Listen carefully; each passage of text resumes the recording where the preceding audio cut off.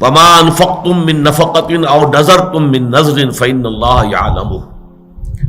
جو بھی تم اللہ کی راہ میں خرچ کرتے ہو اور جو بھی نظر تم مانتے ہو یا نظر گزرانتے ہو اللہ کی جناب میں، تو اللہ کے وہ علم میں ہوتا ہے۔ نظر کے بارے میں نے عرض کیا تھا کہ قرآن مجید میں اگرچہ یہ بات تو ہمیں معلوم ہوتی ہے کہ اگر نظر مانی جائے، منت مانی جائے، تو پھر اس کا پورا کرنا ضروری ہے۔ یوفون بالنذر ویخافون یوما کان شرہ مستطیرا، سورۃ الدہر میں بھی آیت آئی ہے، نظر کے پورا کرنے والے جو ہیں ان کی وہاں طرح کی گئی۔ البتہ میں نے عرض کیا تھا کہ جہاں تک نظر کا اصلاً معاملہ ہے تو میری طبیعت کچھ اس کو قبول نہیں کرتی، مناسبت نہیں ہے میری طبیعت کو کہ اللہ کے ساتھ اس طرح کا معاملہ کیا جائے کہ اللہ اگر یہ میرا کام تو کر دے تو پھر میں تیرے لیے اتنی خیرات کروں، اتنی نفل پڑھوں گا یا اتنی عبادت کروں گا۔ اس طرح کی سودے بازی اللہ تعالیٰ کے ساتھ کرنا کچھ اچھا نہیں لگتا۔ اس پر سوال بھی آیا تھا، میں نے پھر عرض کیا تھا کہ میرے پاس دلیل کوئی نہیں ہے، لیکن میں تو صرف اپنا جو بھی ایک احساس ہے وہ میں نے آپ کے سامنے رکھ دیا ہے، لیکن میں اس کی حرمت کا کوئی اعلان نہیں کر رہا کہ نظر ماننا حرام ہے یا غلط ہے یا مکروہ تحریمی ہے، نہیں، لیکن یہ کہ بس میری طبیعت اسے قبول نہیں کرتی۔ اس اجتماع میں جو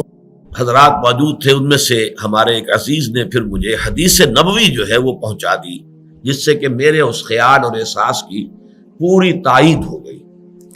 یہ حدیث قدسی ہے، یہ میں اب آپ کو پڑھ کر سنا رہا ہوں۔ یہ حدیث قدسی جو ہے احمد ابن حنبل رحمہ اللہ کے مسند میں موجود ہے، اس کے علاوہ بخاری شریف میں بھی موجود ہے، حضرت ابو ہریرہ سے بھی، حضرت عبداللہ ابن عمر سے بھی۔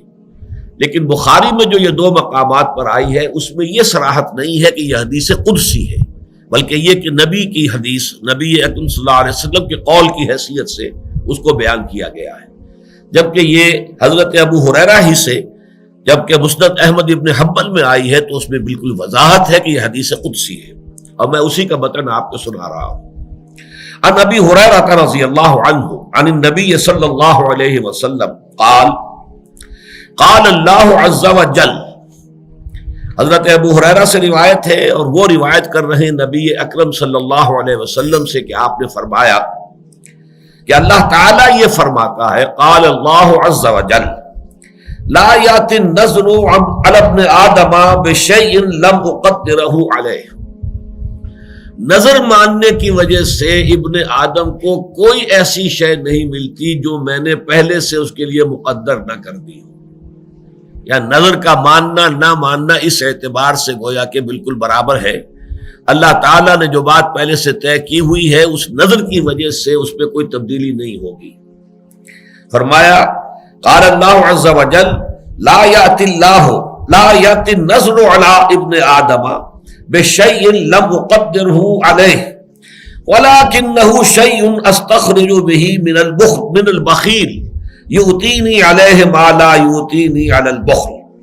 لیکن یہ ایک ایسی شکل ہے نظر کی کہ جس کے ذریعے سے میں بخیل کے مال میں سے کچھ نکلوا لیتا ہوں۔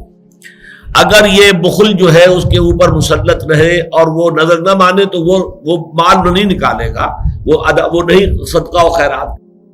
نظر کے حوالے سے کم یہ کہ کچھ غرباء کا، کسی مساکین کا کوئی فائدہ ہو جاتا ہے، بھئی یہ فائدہ ہے، باقی جہاں تک میری تقدیر ہے، میرا فیصلہ ہے، وہ اپنی جگہ برقرار رہتا ہے۔ تو اس سے بہرحال میرا احساس تھا، اور اس پر میں نے اللہ کا شکر ادا کیا کہ وہ احساس جو ہے وہ بہرحال بنا تو قرآن اور سنت کے مطالعے سے ہے، مجموعی مطالعے سے جو ایک ذہن اور مزاج بنا ہے، اس میں بعض چیزیں واقعہ یہ ہے کہ فٹ نہیں بیٹھتی،